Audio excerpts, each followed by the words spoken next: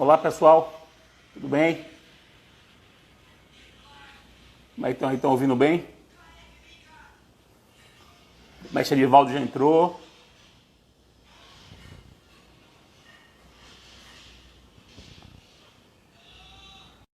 Professor Edivaldo. Agora o professor Edivaldo tem que aceitar o convite. Está aceitando. Opa!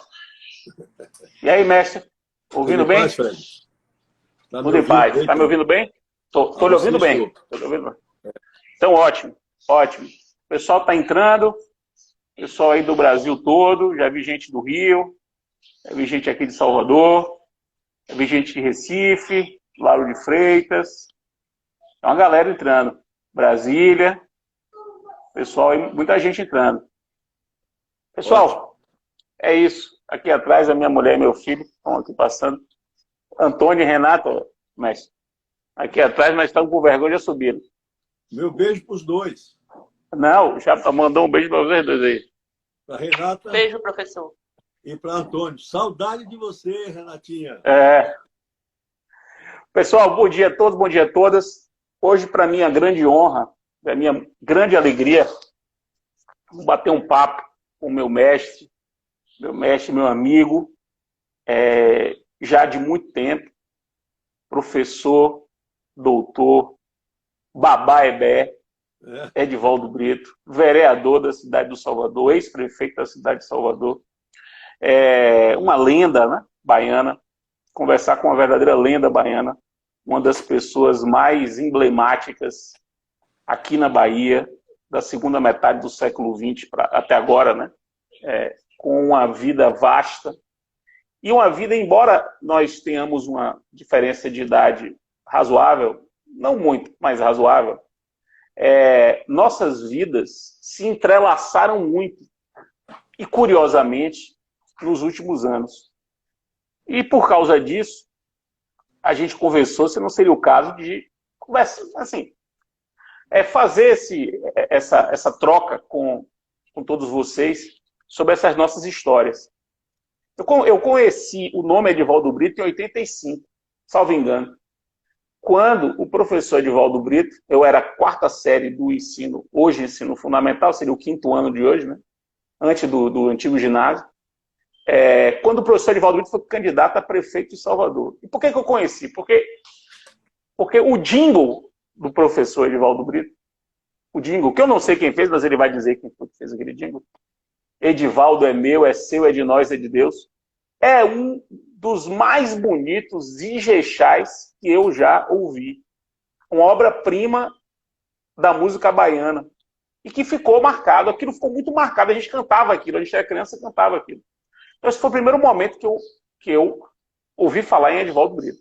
Eu tinha, portanto, 10 para 11 anos, né? 85, 11 anos. Depois eu entrei na faculdade de Direito, em 93, e o professor Edivaldo Brito estava de licença. Ele tinha ido para São Paulo, onde exerceu o cargo público, fez doutorado, fez livre docência na USP, chegou a concorrer para professor titular da USP, teve notas para poder ser aprovado como primeiro, foi aprovado, mas tinha nota para poder chegar a ser o habilitado para ser o professor titular de Direito Civil. Foi doutor e livre docente de Direito Tributário lá na Universidade lá do São Francisco. E a gente, minha turma, ouvia falar dele, né, lá na faculdade, uma lenda, era o professor Edivaldo Brito e tal, um dos poucos doutores que a gente tinha na faculdade naquela época, um icônico, né, porque era político, e a gente já ouvia falar ele como político, mas estava fora. Aí vem o segundo momento do meu contato com o Edivaldo Brito. Em 1996, o professor Edivaldo Brito volta a dar aula na faculdade. Ainda na ponte aérea Salvador-São Paulo, volta a dar aula na faculdade. E pegou a minha turma, quer dizer, o correspondente àquilo que seria o meu semestre. Só que eu não me matriculei com o professor Edivaldo Brito, não me lembro a razão, mas não me matriculei, mas parte da minha turma se matriculou. E aí foi o segundo momento, né, que é o momento de o professor Edivaldo Brito em sala de aula. Rapaz, aquilo foi marcante. A parte da minha turma que fez ficou impressionada com o rigor, com a cobrança, com o nível. A gente não estava acostumado muito com isso na faculdade, não. Mas eu não tive esse prazer. 4 anos depois, entro no mestrado. E aí, vem o terceiro momento prévio àquela amizade, essa amizade que já completa agora 20 anos.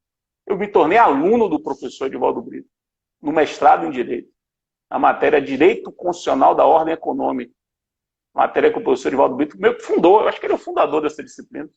E eu fui aluno dessa turma. Exatamente. E para minha felicidade, eu levei muito a sério. Foi um ano muito difícil para mim, porque foi um ano que eu tinha acabado de me formar e montando um escritório, e Renata ficou grávida de Fredinho, então era tudo muito confuso, fazendo um mestrado, e aquela matéria exigente de fichamento, de pesquisar, de julgado. Eu me dediquei muito, aprendi demais, inclusive como ser um bom professor. A partir dali, 20 anos se passaram, e hoje nós somos muito amigos. Veja aquele amigo da minha família, nós nos conhecemos, viu meu filho mais novo nascer. É um grande prazer tê-lo aqui, mestre Edivaldo. Fiz essa apresentação, mestre, para passar a palavra para vocês e para o pessoal saber o que precede essa nossa relação. Bom dia para o senhor, mestre. Bom dia, Fred. Vamos começar fazendo cobranças, já que você disse que eu sou um cobrador. Eu já lhe faço a cobrança, mas primeiro quero cumprimentar todos que estão nos seguindo nessa live e dizer que essa live foi muito esperada por todos, minha família inteira, meu neto Antônio Ali, que é seu vizinho aí, que foi seu vizinho de prédio e que tem uma verdadeira adoração por você, mas há de se perguntar nessa juventude quem não tem adoração por Fred e Didier. Não é? E fazendo a cobrança, eu vou dizer por que todo mundo tem adoração por Fred e Didier.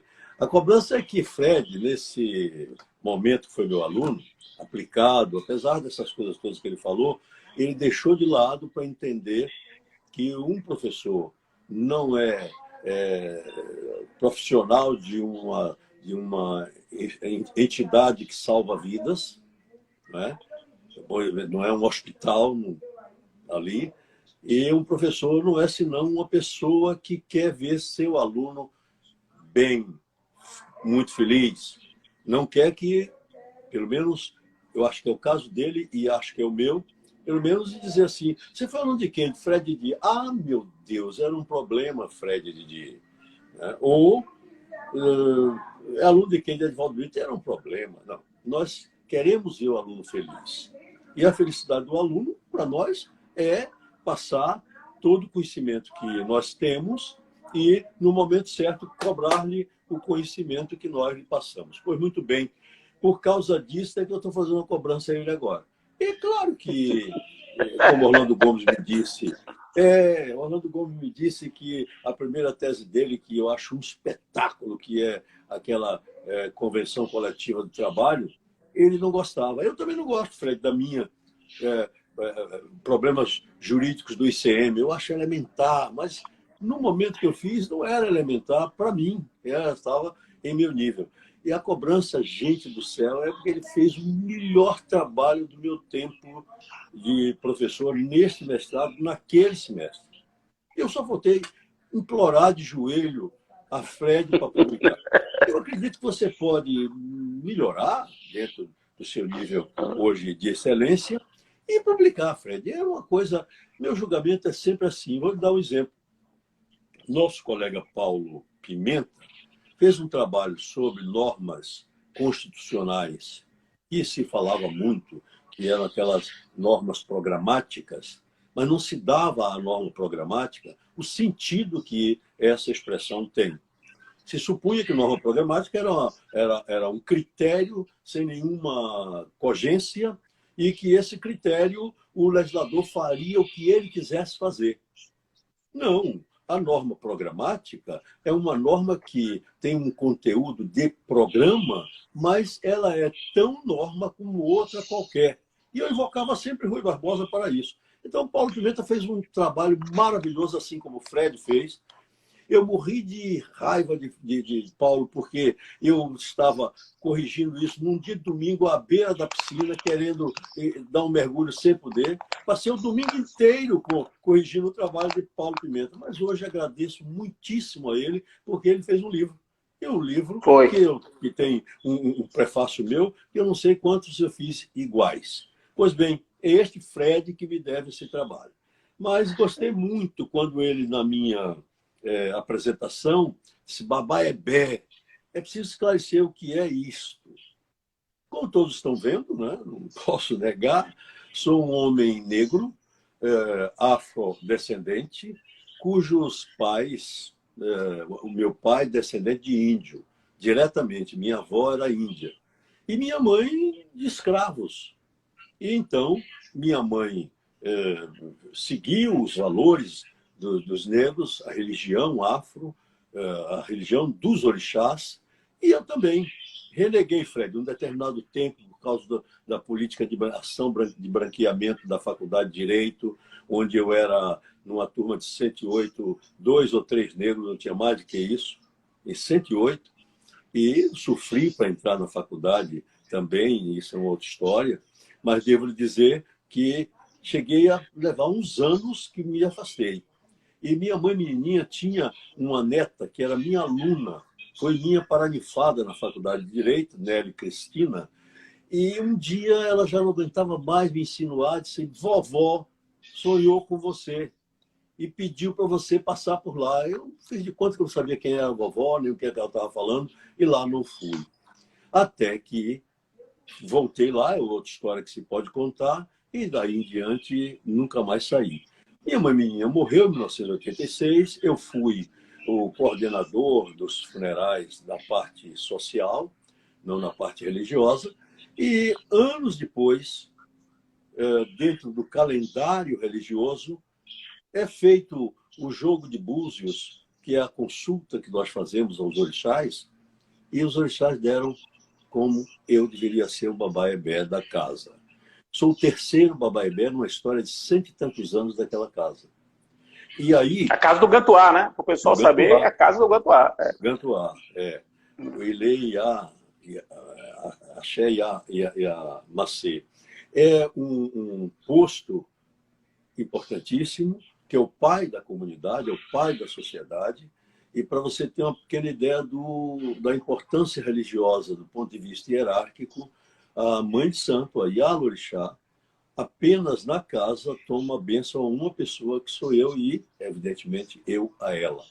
Para você ver a importância desse posto. E o posto não foi dado por uma questão social. Vou repetir, no jogo de búzios. E a obrigação foi feita no pé de Oxóssi, portanto, nessa época que nós estamos... Seu orixá é Oxóssi, mestre? Não, meu orixá é Ogum. Mas a obrigação foi feita nos pés de Oxóssi, porque Oxóssi é o padroeiro do Gantuá. De modo que gostei muito que você tenha começado me chamando de eu respeito muito isso, mestre. Deixa eu lhe dizer por quê. Primeiro que, quando eu aprendi o que significa Ebé, que se escreve Egbé, E-G-B-E, mas se fala Ebé. E o senhor me explicou o que é babá, me explicou o que é babá, senhor.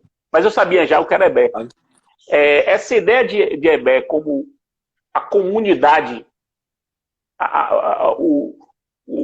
as pessoas vinculadas àquele espaço, que é um conceito lindo. Eu acho esse conceito lindo.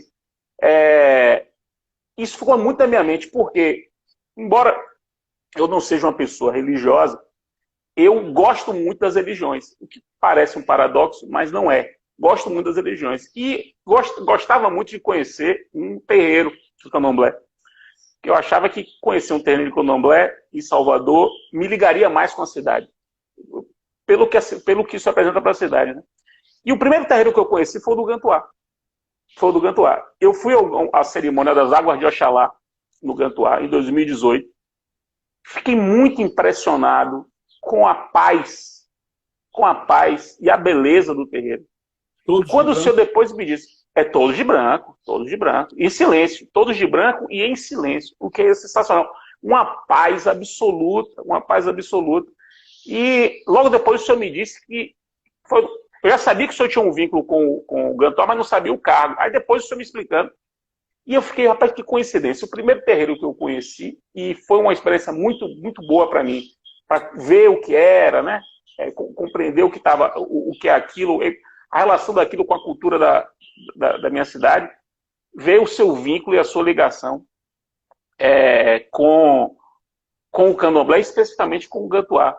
Por isso que eu fiz questão de registrar esse seu título, que eu acho que é um título Incrível. Pois é, Fred, você me dá um espaço exato para poder dar uma explicação social e dizer por que que eu retornei para lá. O espaço de tempo não dá para contar como foi, mas eu estou contando num livro que estou escrevendo. Mas devo dizer a você que a paz daquela festa é enorme. E as minhas obrigações, que a obrigação é exatamente a solenidade que você repete periodicamente, em razão do tempo, do momento que você foi iniciado na religião. Pois bem, foi exatamente nas águas de Oxalá. Tem uma solenidade no domingo seguinte a isto.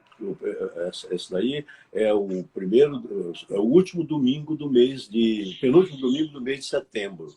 Mas tem um seguinte, no outro domingo, que é a festa de Oxoguian, e há um pilão que se carrega na sala, e eu faço isso há 30 e tantos anos. Carrego ali. Um dia, uma repórter viu, e foi logo após eu ter sido prefeito de Salvador, e veio me entrevistar. Você nunca viu show aqui? Eu disse, você nunca viu? Porque você está vendo agora o ex-prefeito. Você tinha que ver um sujeito atencioso e cordato. Quando hoje eu defendo, Fred, a liberdade de culto, eu encaixo naquela expressão constitucional da liberdade de pensamento. Meus dois filhos, como você os conhece, Edivaldo Filho, que é advogado, e Antônio Brito, que é deputado federal, viveram as vidas dele sob a orientação e o controle do pai, mas não sob a coação do pai. Eles foram sempre livres. Graças a Deus, me deram uma satisfação imensa de serem o que são hoje. E por que meus filhos foram criados assim? Porque eu acho que a liberdade de pensar, a liberdade de entender as coisas, é uma liberdade deles. Eu não posso entender a intolerância religiosa. Eu não posso entender por que a política de branqueamento, que essa ação, portanto, de fazer com que nós entendamos que o padrão de vida não é o padrão daquele segmento que você se criou, eu não posso entender por que fez que eu levasse tanto tempo reagindo contra a minha religião. Isso é um crime social que se pratica. Que coisa! Isso eu não sabia, viu, mestre? Se tiver essa categoria de delito. É um crime social se tiver essa categoria de delito. Se não tiver, que se coloque no Código Penal do mundo todo. Fred, eu não podia ouvir falar. Eu visitava minha mãe no interior com uma coisa fugaz, voltava correndo para não ser obrigado a ir ver as solenidades da minha religião. Não faço isso. Porque quem fizer isto, entendeu, está tolhendo a liberdade de pensar. Por que você tem direito de ser cristão católico? Não tem direito de ser cristão protestante, que é em qualquer das denominações. Não tem direito de ser cristão dos orixás, que tem muita gente que faz isso. E você vê, eu estava um dia acompanhando o reitor numa missão na África, a primeira vez que fui à África, com o reitor Luiz Fernando Macedo Costa, e nós estávamos com um grupo precursor da primeira visita do primeiro presidente da República do Brasil à África, que foi João Batista de Oliveira Figueiredo, na qual eu fui também. Mas nessa anterior, eu estava com o Guga Macedo Costa e nós recebemos uns presentes para dar à minha mãe menininha. O prestígio dessa mulher fora do Brasil. Aí nós viajamos da Nigéria para o Togo, na cidade de Lomé, sua capital, e as bagagens não chegaram todas, porque o comandante se danou, disse que ia embora com o avião, não esperava nada. Aí teve uma reunião de manhã, eu, Guga, muito preocupado, o reitor, porque não tinha roupa e tal. Eu disse, fique tranquilo, dentro da bagagem estão presentes para minha mãe, menininha do Gantuá, dadas lá em Lagos, na Nigéria. A nossa mala vai chegar, fique tranquilo. E ele olhava para mim assim, mas você, calma. Quando nós estamos na plena reunião na universidade, isso é um caso de 1982. Quando estávamos todos lá tranquilos, conversando, o reitor disse que eu queria o reitor da Universidade de Lomé. Eu queria interromper para dizer aos senhores que as malas dos senhores já chegaram, estão no hotel. Aí Guga me olhou assim e disse, feiticeiro! Eu disse, não. Eu disse, não, acredito nos meus orixás. E eu te disse que viriam as malas, porque dentro estavam os presentes para minha menininha. Esse episódio é verdadeiro. Eu contaria milhões de outros, Fred, para você. Eu quero provocar o senhor em um. Quero provocar o senhor, me permita. Eu, como disse, me interesso muito pela cultura negra, sobretudo a cultura religiosa negra, e a arte negra, as artes plásticas negras do Brasil. Eu, inclusive, tenho algumas que me interessam e me comovem. Então, eu comecei a estudar alguma coisa, eu não sou estudioso, mas fico querendo saber das coisas. E estudei a questão do terreiro da Casa Branca, que é o primeiro terreiro das Américas, fica em Salvador, próximo de onde a gente morava, nós somos vizinhos, ele fica próximo de onde a gente morava, e tem a história da Casa Branca, que é uma história muito interessante, e eu acho que o senhor vai poder nos ajudar com isso. Eu queria que estabelecesse esse ponto. O terreiro da Casa Branca é o mais antigo das Américas, um terreiro fundamental, um dos 3 principais terreiros de Salvador, certamente. Ele tem a única obra projetada de Niemeyer executada em Salvador, que é a praça do terreiro, o projeto de Niemeyer, executado. É o único em Salvador. E o terreiro da Casa Branca foi o primeiro monumento negro, como produto da cultura negra, a ser tombado no Brasil. Em 1985, era no governo Sarney, depois de uma grande mobilização da sociedade civil baiana, por 3-2 o Conselho, por um voto, o placar mínimo para poder vencer, houve uma grande resistência por questões raciais a ser tombado, e hoje é um patrimônio brasileiro, baiano, mas sobretudo brasileiro, realmente um orgulho da Bahia. Mas o senhor tem um papel nisso aí. Eu queria que o senhor falasse um pouco sobre a sua relação com esse tombamento da Casa Branca. Com certeza, o terreiro da Casa Branca e Anaçu é um terreiro que é fruto de uma matriz que tinha na Barroquinha, ali perto da Praça Castro Alves. Dali migraram as 3 casas, o Gantuá, o Ilê Axé Opô Afonjá, que recentemente perdeu Mãe Estela, e a Casa Branca, os 3, Gantuá, Casa Branca e Afonjá. Pois bem, minha tia Bida, chamada Bida porque era o apelido, o nome dela era Lucila Pereira de Brito, minha tia Bida, mãe Bida de Iemanjá, minha tia de sangue, irmã da minha mãe, me pegava sempre no interior, em Muritiba, com 8 anos de idade, mais ou menos, e me trazia aqui para Salvador e me visitava esses terreiros todos.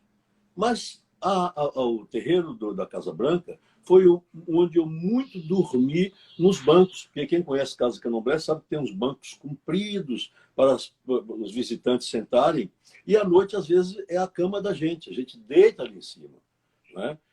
É estreitinho, mas o corpo não sai do prumo. E me deixava lá. Eu corria os outros terreiros e tal, porque ela vinha aqui esporadicamente, vindo do Rio de Janeiro. A mesma coisa me fazia no Gantuá. Aí eu conheci pessoas como uma sacerdotisa de lá, chamada Oqué, que era uma figura impressionante. E depois, muitos anos, eu, vinculado ao Gantuá, não ia muito lá. Quando, depois que fui prefeito de Salvador, lá tinha uma pessoa da sociedade chamada Antônio Aguinello.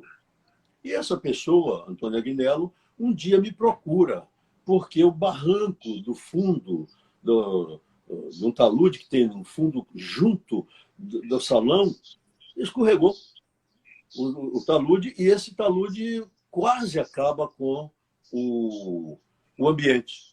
Aí ele me pediu que queria uma solução.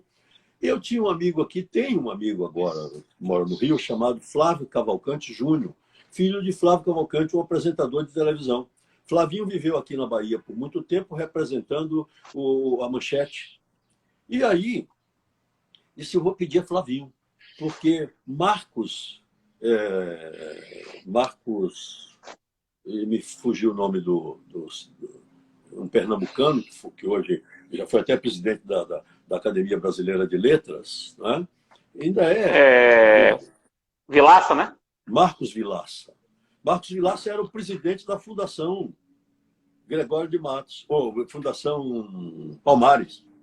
E eu apelei para Flavinho. Ele disse, eu falei com o Marcos, ele vai lhe receber tal dia. Peguei um voo, fui a Brasília. Olha só, quando eu chego na antessala, não tinha hora marcada na agenda do homem, a moça me olhou assim, dos pés até a cabeça, e eu estava trajado ao modo que Eros Grau me ensinou. Eros Grau me ensinou que quando a gente sai para o exterior, deve estar de gravata e paletó, que é mais respeitado. Eu já preocupado com esse preconceito, que eu acho que no Brasil que tem é preconceito contra negro, menos do que racismo, que eu tenho conceitos diferentes para segregação, racismo e preconceito, mas o Brasil tem preconceito, que é o pior dos modos. Aí a mulher não disse assim, o senhor não está aqui na lista. Ela disse assim, mas eu tenho uma hora marcada. O senhor não tem, de modo que o senhor não pode esperá-lo. Aí eu disse, tá bom. Saí daquela sala e vi que Marco Vilaça entrava por uma determinada porta, que não era aquela. Aí fiquei plantado ali. Quando ele apareceu, eu nem conhecia, mas quando ele ia para aquela porta, eu disse, esse é o homem. Aí eu disse, o senhor, doutor Marco Vilaça? Eu sou o recomendado de Flavinho Cavalcante. Entra aqui! Eu já entrei pela sala errada para a mulher, né? Quando a mulher entrou para despachar com ele, que viu o negão lá sentado, entendeu? E aí, Marcos Vilaça esteve aqui em Salvador, visitou o terreiro. Naquele tempo, era a mudança de Manuel Castro para Mário Renan Cast. Balieiro. Viu? Renan Balieiro. Dois, agradeço a Manuel Castro, agradeço a Renan Balieiro, o que fez por essas casas, porque Manuel Castro tirou um dia minha mãe menininha de um aguaceiro que estava incrível. Eu tirei ele do cemitério onde ele estava no sepultamento de um professor que todo mundo conhecia aqui, e Renan, que foi até a Casa Branca, etc. Hoje todo mundo acha o Fred que fez isso ou aquilo, eu não digo nada. Sabe por quê? Porque as obras também que eu fiz como prefeito, nenhuma tem placa, porque foram obras do saneamento básico da cidade. E eu não quero placas, eu quero apenas que Deus me permita que meu coração fique tranquilo. Nesse campo da Casa Branca, de protagonismo, eu tenho muitos. Ali perto tem a Casa de Oxumaré, que fica logo em seguida, quem vem na direção da cidade, e tem lá uma passarela que estava sendo construída em cima do pé de iroco. E iroco é uma árvore sagrada dos negros, que ela veio direto da África. É preciso dizer essas coisas ao mundo todo. É muito importante, entendeu? é muito importante. E é preciso que pessoas como eu, que não tenham, portanto, amarras sociais para me negar os meus valores, agora fale claro e alto. Quem quiser que me acompanhe, que venha comigo, mas eu quero morrer tranquilo de que sou capaz, portanto, de dizer sobre o meu povo, sobre os valores do meu povo, até para reparar. Aquele tempo de 60 anos atrás, quando eu, com medo da política de branqueamento, deixei de ser autêntico. Pois bem, a Casa de Oxumaré, viu? Quando se duplicou a Vasco da Gama, ali tinha aquela passarela que fica em cima da Casa de Oxumaré, era para destruir o pé de iroco. Eu um dia estou no meu escritório de advocacia, e, por obra e graça até dos orixás, um advogado respeitado na sociedade, um homem querido na sociedade. Eu não estou fazendo vitupério, estou dizendo coisa que é constatada, é verdadeira. Recebo 7 horas da noite, na hora de fechar o escritório, esse fato eu vou te contar também rapidamente. Aí a secretária chega e diz assim, professor, tem uma senhora aí, diz que é sua irmã. Eu disse, como é o nome dela? Ela disse, não sei, parece que é Nisete. Mas eu disse, mas eu tenho alguma irmã que a senhora conhece minha vida toda, chamada assim? Ela disse, não. Mas como é ela? Aí ela disse como ela estava vestida, disse, manda ela entrar. Mas já está na hora da gente sair, mas agora, paciência. Ela entrou, abriu a porta, Fred, da secretária, ela, mãe de santo, da Casa de Oxumaré, ela se projetou no chão, para fazer uma saudação que se faz aos hierarquicamente superiores na religião chamada Icá, que é a forma de saudar no chão da pessoa de orixá feminino. Eu voei da minha cadeira, da minha poltrona, segurei ela e disse: não faça isso. Você é filha de Iemanjá, que é mãe do meu orixá. Você não pode fazer isso. Não, pai, mas o senhor é pai. Não tem isso. Eu suspendi ela. E ela sentou e me contou o que era. Ali eu liguei para o gabinete do prefeito, que era Mário Kertes. Ele mandou que eu ligasse para Luiz Almeida, que era uma pessoa da construtora, mas estava no exterior. Você imagina aquele tempo para você fazer uma ligação para o exterior, 7 horas da noite. Eu não sei que hora a gente saiu do meu escritório na Cidade Baixa. E hoje, Fred, eu posso dizer assim, olho no olho, a passarela não está em cima do pé de Iroco. Eu quero ter força para isto. Quem quiser, Edvaldo Brito, que queira com esses defeitos ou virtudes que ele tem. Os defeitos ou virtudes de não negar seus valores de negro. Quando hoje você vê o que aconteceu nos Estados Unidos, meu primeiro comentário para a Rádio Metrópole, que foi terça-feira desta semana, o segundo será na próxima terça-feira, já está aqui no computador para eu transmitir, foi na linha desse problema de... Eu fiz uma das lives, Fred, mais veementes da minha vida, quando eu vi aquele joelho no pescoço daquele ser humano. Era um joelho no pescoço de um negro, considerado como coisa, como se nós estivéssemos ainda no tempo que nós éramos mercadorias. E aquilo me deu uma revolta. E eu disse, não pode ser. E toda a energia que eu tenho, vou ser colocada nessa live. E é assim que eu faço. Na Câmara de Vereadores, Fred, nós temos seguramente uns 12 ou 13 pastores protestantes. Não tem um pai de santo. Não tem um filho de santo que bata no peito e vá para a tribuna defender os interesses e os valores de um segmento. Eu faço isso porque entendo que se Jorge Amado pôde fazer, se Dorival Caymmi pôde fazer, se Caribé pôde fazer, se muitos deles foram ao bar do Ilê Axel Poafonjá, porque eram homens da sociedade que poderiam proteger a nossa religião, por que não eu, que sou, portanto, afrodescendente, que sou, portanto, filho de uma mulher de Xangô, uma mulher da justiça, por que não eu? Quem me quiser que queira assim. Você viu meu discurso na academia. E devo muito a você, a Paulo Furtado, a Joaci Góes, a forma como vocês lutaram para eu entrar na academia. Esse é um ponto que das nossas vidas cruzadas que a gente vai ter que falar. Professor, veja, eu preciso dizer uma coisa. A gente não combinou nada, para as pessoas saberem. Isso tudo que a gente está conversando aqui, que já é histórico. Eu mesmo já lhe conheço há 20 anos, eu não sabia de boa parte do que você está dizendo. É impressionante tudo isso, ficar registrado aqui. Só porque eu, sem combinar, lhe chamei pelo seu título de Babaebé. Isso tocou no seu coração e mexeu com isso tudo num período, num momento histórico em que essa pauta é uma pauta mundial, está aí.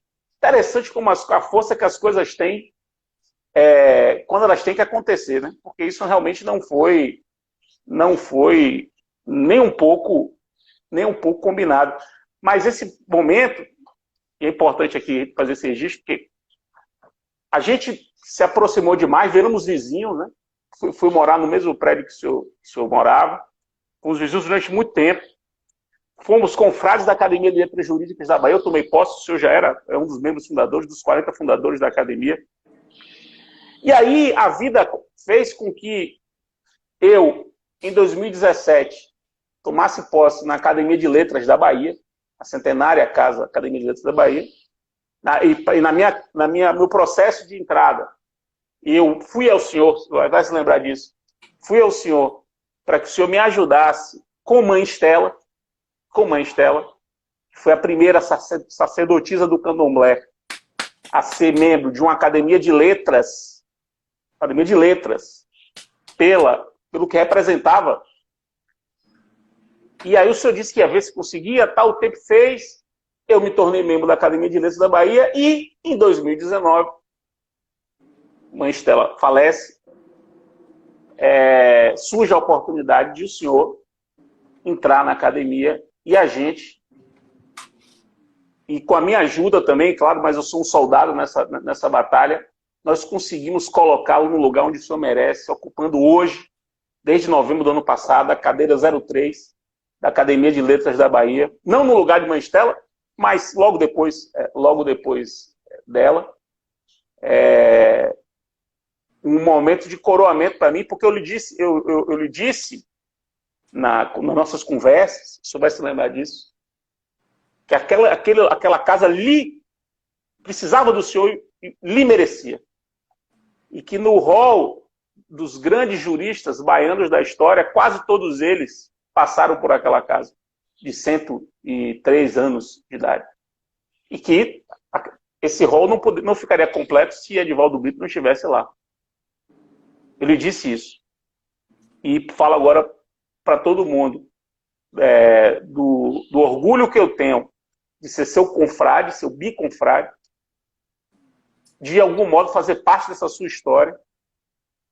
E, embora eu não seja religioso, e não tenha título nenhum religioso, de mim, você pode esperar tudo que eu puder fazer para lhe ajudar e ajudar o povo de Santos, os povos de Santos, da minha terra, nas suas lutas, porque embora se trate de cultura negra, na essência, a força dela é tão grande, a cosmologia do candomblé é algo tão bonito, é tão interessante que se expandiu muito além do povo negro, como o senhor bem sabe disso. Incrível, incrível, incrível. Realmente incrível.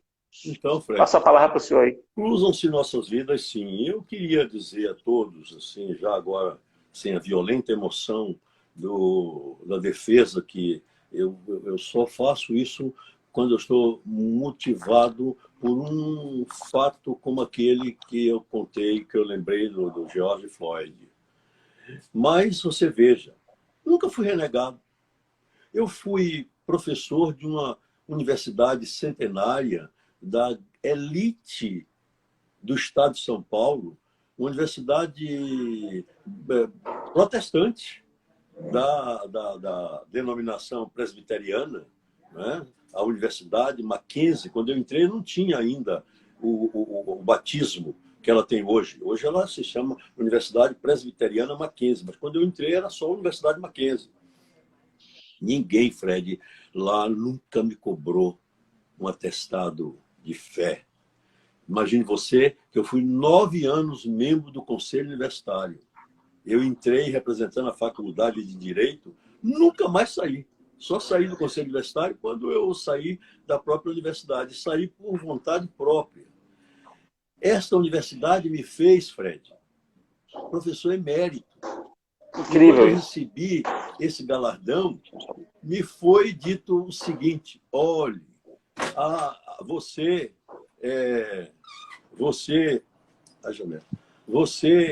fique certo de que esse título só foi dado apenas aqui a 5 pessoas com você.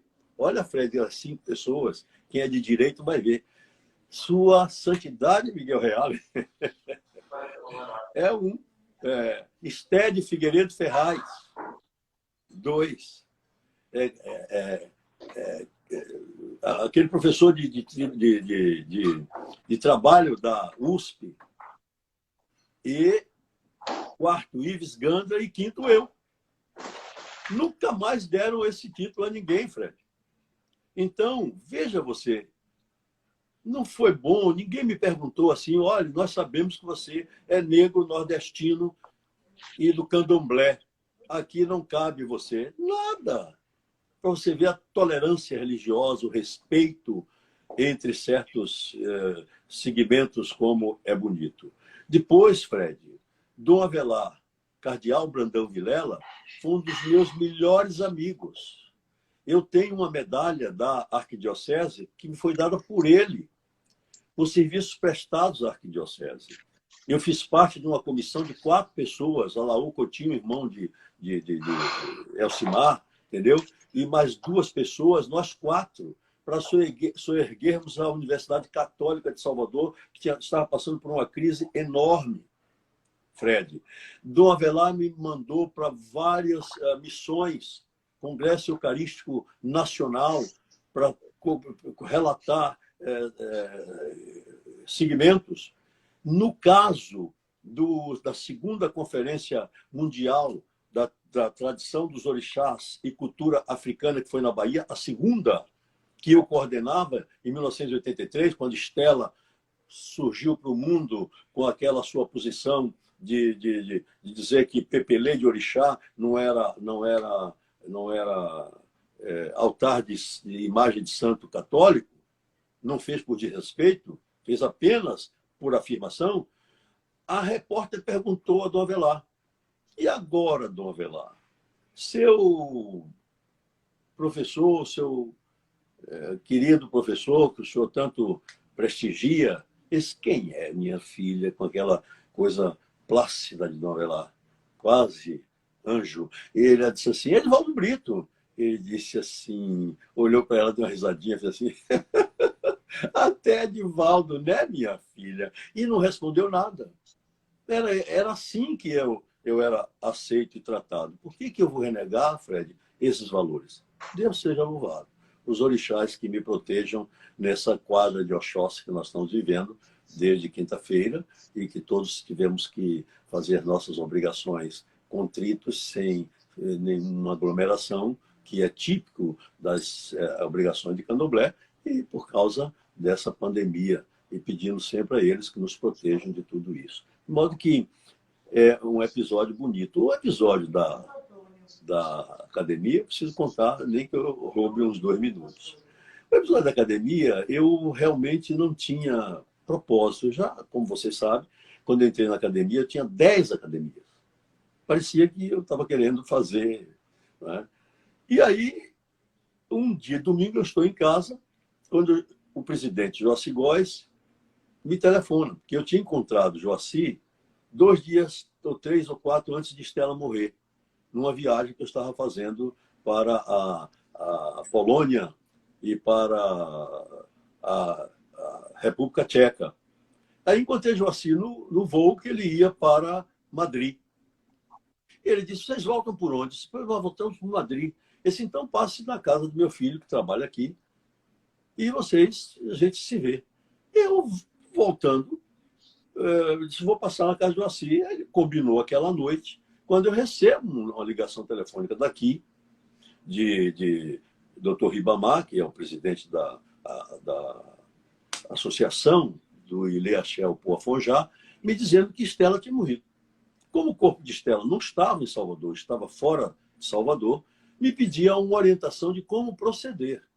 Depois, um magistrado, que é da casa dela, me liga também. Eu disse: olha, infelizmente eu estou fora de Salvador. Mas você, que é magistrado, vê se consegue com a magistrada lá da comarca de onde está a Estela e transmite a ela por que o corpo de Estela não pode ficar lá.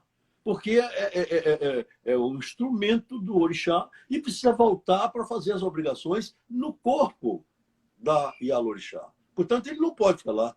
Você que é magistrado consegue, mas eu não conheço a colega. Você não conhece a colega, mas você pode fazer isso. E tudo isso, eu me preparando para sair do hotel para ir à casa de Joaci.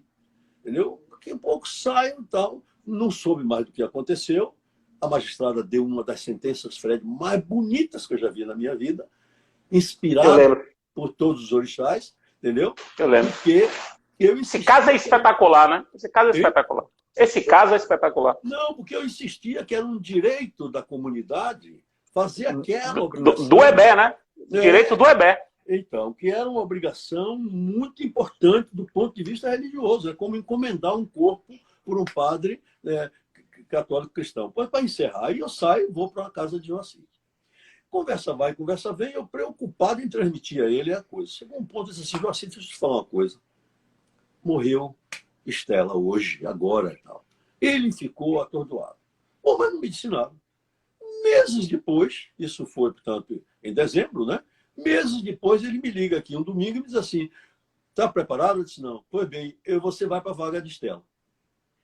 Mas você veja como é que você vai se mexer aí, converse com Fred. Aí eu saí e disse assim, quem é mais? Eu disse, Bom, Paulo Furtado. Saí, pedi a você, disse, Fred, eu quero falar com você. Você disse, mestre, tal hora, assim. Eu fui à sua casa e lhe transmiti o que tinha acontecido. Você, então, me disse duas palavras que estão repetidas agora. Mestre, todos os juristas famosos da Bahia foram para lá, menos um, porque não quis e resistiu, foi Calmon de Passos. Mas o senhor não está resistindo e tal. Aí a segunda coisa foi assim, depois que eu ponderei, falei umas coisas e tal, você me contou como seria mesmo as coisas, o procedimento, e me disse assim, com as dificuldades que eu estava lhe mostrando, você disse assim, mas me diga uma coisa, o senhor quer entrar para a academia ou quer entrar para a vaga de Estela? Eu disse, Fred, eu queria entrar para a vaga de Estela. Aí você reiterou essa primeira coisa. Bem, mas só o senhor não está lá. E aí disse tudo que você acabou de dizer aí, não preciso repetir, que eu tinha que estar lá, por isso, por aquilo, por aquilo outro. E as forças no plural dos orixás conseguiram.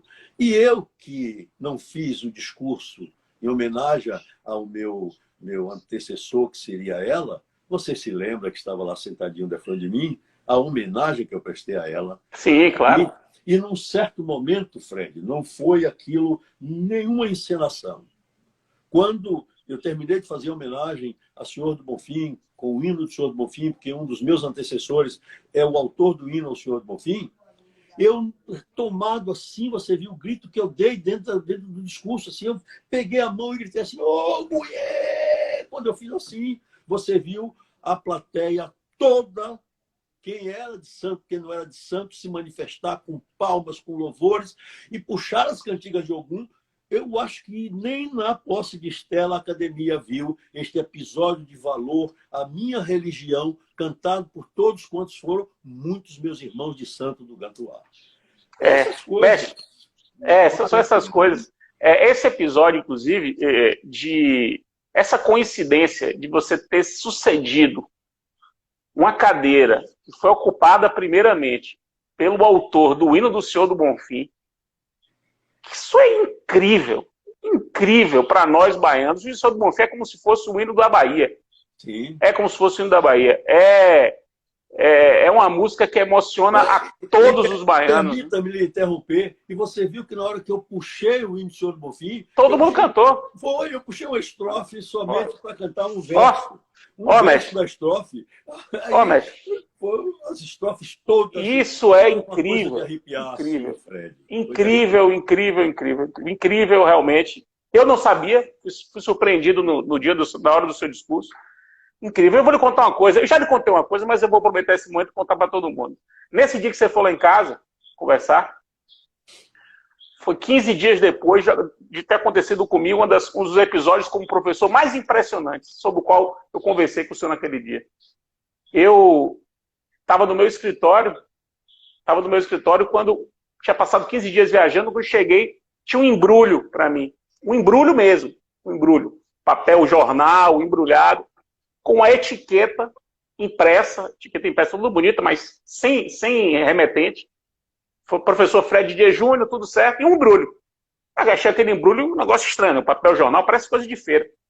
Quando eu abro o embrulho, era uma imagem de Xangô. Uma imagem de Xangô, pequena. Eu tomei um susto, né? Uma imagem de Xangô embrulhada. Perguntei para minha secretária quem foi que me mandou. Aí a secretária chegou e disse assim, olha, o rapaz passou aqui, deixou e disse que não diria quem foi. Não tem remetente. Que era uma imagem de Xangô. Eu não sabia o que significava, né? No dia seguinte, eu fui para a aula dela na Federal, e eu tinha 2 alunas na turma até que se formou agora, eu fui até paraninfo delas, curiosamente. Elas são do candomblé. As duas são do candomblé muito forte, muito fortemente. E aí eu chamei as duas depois da aula e perguntei para elas, eu te contei o que aconteceu, e perguntei o que isso significava. As duas, mestre, cada uma de um terreiro. As duas, ao mesmo tempo, uma das reações mais incríveis que eu já vi, as duas ao mesmo tempo fizeram assim: ô mestre, isso é óbvio, o senhor é de Xangô. Eu falei, mas o que significa ser de Xangô? Não, o senhor é de Xangô. O Xangô é seu orixá. Xangô é seu ancestral. Xangô é da justiça. Xangô é da inteligência. Você começou a falar das coisas assim. O senhor é de Xangô. Aí eu falei assim, mas não tinha remetente. Não tinha remetente. Aí ela falou assim, não tinha remetente? Se não tinha remetente, quem mandou foi Xangô. Quem mandou foi Xangô. Aí eu fiz a paz. Eu me senti num nível de homenageado como eu jamais havia me sentido. Eu já sou um professor mais ou menos experiente. Falei com o senhor naquele dia. Falei com o senhor. Mas muitas vezes a gente pensa que essas coisas são meras coincidências e não são. Eu vou lhe dizer, na própria faculdade da qual você é professor, e eu, no tempo em que eu negava meus valores aí, uma menina chegou um dia no corredor da faculdade, eu dava aula naquela última sala do primeiro andar, que é uma sala enorme, que eu gostava daquela sala por causa do quadro, que era muito grande, e a minha didática é de professor que começa a fazer o esquema no lado esquerdo do quadro, junto à porta, e até a janela, escrevendo de giz vermelho, giz amarelo e tal. E aí eu dou aula andando para lá e para cá. Mesmo você vê que mesmo na pós-graduação é assim. Para lá e para cá, e até lá e voltava. Um dia a moça me chamou e disse assim, eu queria perguntar uma coisa ao senhor. O senhor é de candomblé? Eu olhei para ela assim com um olhar de censura. Disse, não, porque quando o senhor se desloca, há um orixá que acompanha o senhor. Eu disse, a senhora está pensando o quê? Você acompanha sim. E esse orixá é Xangô. Aí eu não disse nada a ela, porque minha mãe de sangue era de Xangô e tinha um posto alto, que era Calobá do Ilê de Ogum BGG em Muritiba. E aí eu desconheci a mulher, não disse nada a ela, fiquei calado. Quando um dia eu vivia anos a fio na revista Legislação e Jurisprudência Fiscal, eu tinha uma sala toda forrada de lambrite de jacarandá, eu era o chefe da assessoria, onde Antônio Carlos Oliveira, que você conheceu, professor da faculdade, Claro. era um dos meus chefiados lá e tal. E aí, um dia de sábado, o dono da revista, Asdrubal Pereira Viana, achou de levar o Divaldo Franco lá para dar um passe, olhar, porque ele era também um homem vinculado à religião tal. E Divaldo correu tudo, foi a todos os ambientes, chega na minha sala. Abre a sala, para assim, olha para eles assim, senhor Asdrubal, me diga uma coisa, de quem é esta sala? Não, essa sala é do professor Edivaldo Brito. Professor Edivaldo Brito? Pois bem, ali tem um orixá atrás da cadeira dele, e veja, é um orixá que faz o que ele deseja. Tudo que ele deseja, ele consegue sem saber por causa desse orixá. Aí o Asdrubal tomou um susto. Um espírita dizer uma coisa dessa. Mas ele não é de candomblé, nunca soube disso. Ele disse, mas no candomblé também tem... Nós, do espiritismo, vemos essas coisas, sim, mas isso existe, sim. Na segunda-feira, a primeira coisa que a turma fez com os olhos esbugalhados, você é de candomblé? Eu olhei para ele assim, disse, por que você está perguntando? Aí não aconteceu isso tudo. Disse, crendice. E fui andando. Você veja, vou repetir, quantos males foram causados a mim. Incrível, incrível. Eu estou declarando isso que é para ninguém sofrer. Incrível quem isso. Candomblé, quem for espírita, quem for protestante, quem for o que quiser, revele com dignidade, com altivez. Não é? E para que ninguém tenha dúvida, pode chegar hoje no terreiro do Gantuá, em qualquer das festas, especialmente a do Pilão de Oxalá, de Oxoguian e a de Ogum, está o professor Edivaldo Brito, Babaebé, sentado no local onde lhe é designado lá dentro. De modo que não reneguem nada os valores. É incrível.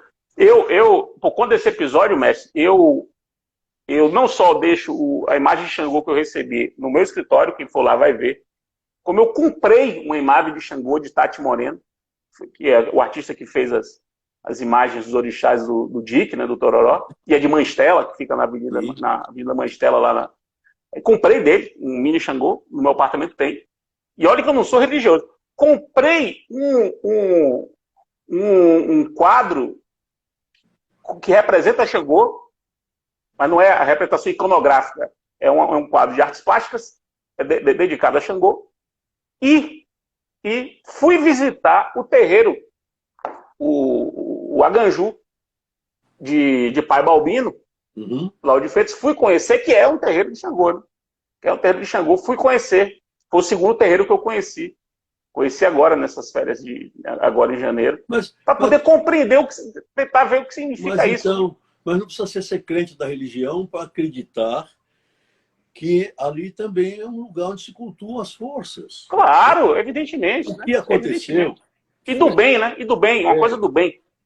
O que aconteceu foi que era coisa de negro, para usar a expressão de Gilberto Gil, quando dizia que era o tempo que negro não entrava no baiano, senão pela porta do fundo. Tradição, o nome da música. Tradição, o nome da música. Então, Caetano Veloso lembrou isso numa live. Uma live? Falou do senhor, inclusive, na live. Exatamente, falou de mim. E falou uma coisa verdadeira sobre o balaio do dia de 2 de fevereiro de Iemanjá. Eu, que não sei nadar, entrava naquele barco como prefeito. Ele falou isso mesmo. A lancha do Corpo de Bombeiros, não disse que hoje tem comandante-chefe das Forças Armadas, eu era comandante-chefe do Corpo de Bombeiros, mas não para o Corpo de Bombeiros ir matar o presidente da Câmara de Vereadores, não era para isso. Eu era só para usar o título. Então, eles iam me acompanhando. Pois muito bem, Xangô é isso, é o orixá da justiça, é o responsável por essa área do segmento social humano. E você veja que eu tenho um carinho muito grande por minha mãe menininha, e conto nesse livro episódios enormes. E havia pessoas que acompanham o Gantuá no dia 1º de janeiro, para ver, de 31 para 1º, para ver o jogo de Búzios, quando ela identificava que seria o orixá do ano, enchia até de ministros de Estado. Eu mesmo já levei lá até ministro do Supremo Tribunal Federal. Para você ver que, às vezes, você entra incrível isso. Você às vezes entra pela porta do fundo, mas acredita nessas coisas. Mestre, vou lhe dizer uma coisa. Eu não sei se nosso tempo está acabando, porque eu estou sem horário aqui. Que eu fico com medo de a gente encerrar, porque o Instagram só dá 20 segundos para a gente encerrar. Mas não deu ainda. Falta quanto tempo? Né? Falta ainda uns 5 minutos. Eu preciso de registrar o seguinte. Uma das maiores emoções religiosas que eu já tive, não sendo religioso, foi a missa do Rosário dos Pretos, no Pelourinho. A missa de terça-feira, 18 horas, que é a cerimônia religiosa mais bonita que eu já vi. Sem exagero. Já fui para várias, aprecio isso, costumo visitar, para poder conhecer a cultura religiosa. E foi a cerimônia religiosa mais bonita que eu já vi, não por acaso, é das coisas mais visitadas em Salvador. Por não baianos, né? Tirando os baianos da comunidade que vão para a missa, outras pessoas de Salvador não conhecem o que é a missa do Rosário dos Pretos. Sem preconceito nenhum, né? Sem discriminação nenhuma. Os atabaques estão lá. Né? Incrível aquilo. Os atabaques, não sei se você se recorda, se era menino ou não tinha nascido, foram tocados na vinda do santo João Paulo II. Eu tinha 6 anos, eu fui vê-lo passar na Avenida Manuel da Silva. Eu beijei o anel dele, por obra e graça do nosso cardeal Dom Avelar. E quem fez a música da missa foi Lindenberg Cardoso. Morreu cedo, né? Morreu cedo. São coisas que eu conto no livro. Quando eu entrei na faculdade, nós tínhamos uma orquestra chamada Bazooka Joe Jazz. Eu cantava com a cantora Maria Creuza, essa que é famosa hoje, e várias pessoas...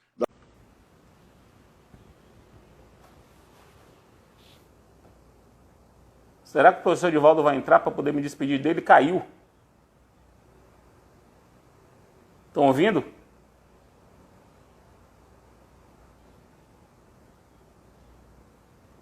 Será que Edivaldo entra? Para poder... Para poder me despedir dele.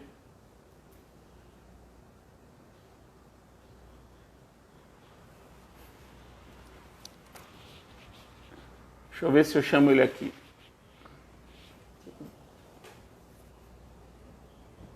Renata, você tem o telefone de Edivaldo aí? Pera aí, ele tá ligando aqui.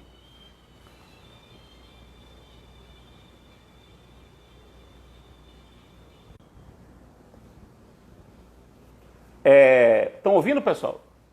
Tá ouvindo, pessoal? Ele vai entrar. Falei com ele aqui, ele vai entrar. Só para a gente se despedir. Piauí, muita gente.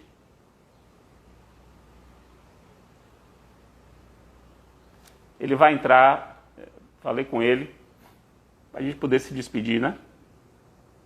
Caiu, eu estava sem um relógio, então dá nisso. No Instagram ele é cruel. Caicó, Rio Grande do Norte, Rio de Janeiro.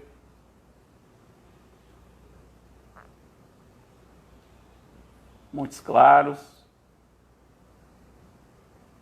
Gravei a live, sim, gravei a live.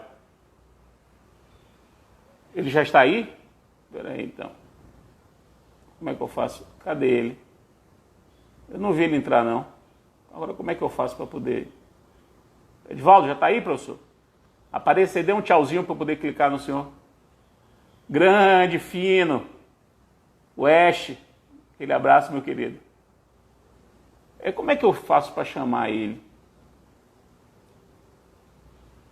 Cadê Edivaldo?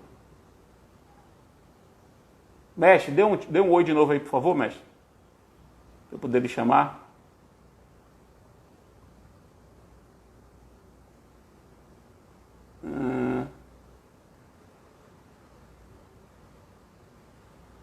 Cadê? Duas bolinhas. Duas bolinhas? Tem 3 bolinhas aqui. Cadê as 2 bolinhas? Ah, peraí.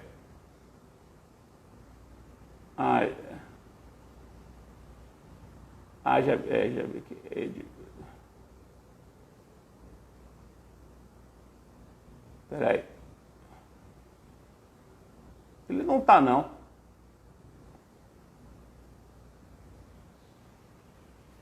Aqui, chegou.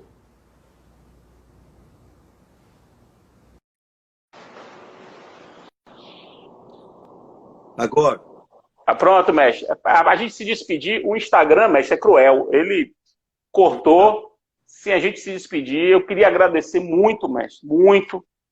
Pô, foi surpreendente a live. Pô, eu não sabia, pensei que sabia muita coisa a seu respeito, mas sabia pouco. Fiquei muito emocionado com a live. Acho que o senhor também ficou um pouco. As pessoas que nos acompanharam também. Grande momento, mestre. Eu salvei a live, salvei. Ela vai para o IGTV. Depois eu lhe mando o link, se o senhor quiser guardar para os seus arquivos e encaminhar para as suas redes. Palmas aí para o senhor, mestre. Palmas. Obrigado, Fred. Obrigado. Minha Renata está aqui, disse que assistiu a live toda, ficou muito emocionada também. Maravilha, viu? Tá me ouvindo? Maravilha. Estou ouvindo bem, estou ouvindo bem. Então, tô ouvindo. Um beijo grande para Renatinha. Diga a ela que eu tenho realmente muita saudade das manhãs nas quais eu começava o dia encontrando-a no nosso prédio e ela me dava muita satisfação com a candura que ela tem, com o afeto que ela tem, que certamente distribui com a família dela, com você e com o meu Antônio. Hoje é dia de Santo Antônio e isso mesmo. É dia de nós pedirmos as bênçãos para Antônio, que é seu caçula e que é um que vai depender muito do afeto do casal, porque é o último. A todos que nos seguiram, eu peço desculpas nos momentos que eu me emocionei, nos momentos em que eu fui um sujeito parecendo unilateral, mas não sou. É que há tanta coisa que machuca a gente espiritualmente, Fred, e que a gente não tem coragem de falar, que a gente esconde, Fred, para conviver, para ser aceito propriamente. Isso vai acabar um dia. Por isso eu encerro dizendo que eu não sei se os movimentos todos que se fizeram no mundo inteiro agora contra aquele ato brutal, se eles vão parar só nesses movimentos. Muitos desses eu já vi, Fred. Eu estou agora pedindo a Deus e aos orixás que façam com que esses movimentos sejam um novo protocolo, para que nós não precisemos mais ter esses movimentos, para que todos sejamos iguais. Eu acho que falta, para encerrar, falta dar os instrumentos necessários a cada negro para que ele possa competir. Eu não sou exemplo quando alguém diz o primeiro prefeito e o único negro da Bahia, da capital, quando diz que eu primeiro não sei, eu fui o primeiro professor negro da Faculdade de Direito. Isso nada tem valor. O que tem valor é dizer assim, por que ele foi o primeiro? Como é que nós vamos reverter este quadro para termos mais negros nas posições? É isso que eu convoco todo mundo que eu não tenho a solução para nos arranjar um meio de nos salvarem. Deus abençoe a todos. Mestre, vou pedir para a gente terminar, eu e você, a capela, cantando o refrão do hino do Senhor do Bonfim. Eu puxo, o senhor me acompanha. Aí a gente termina com ele. Nessa sagrada colina, mansão da misericórdia, né? Dai-nos a graça divina da justiça e da concórdia. Eu não consegui terminar, porque aí a turma gritou, nesta sagrada colina, mansão da misericórdia, dai-nos a graça divina, da justiça e da concórdia, essa voz que é de minha mulher, a professora Reginalda aqui. Nos a graça divina, da justiça e da concórdia. Viva Senhor do Bonfim da Bahia! Viva Bahia! Viva Bahia! Aquele abraço, pessoal! Um abraço. Beijo grande.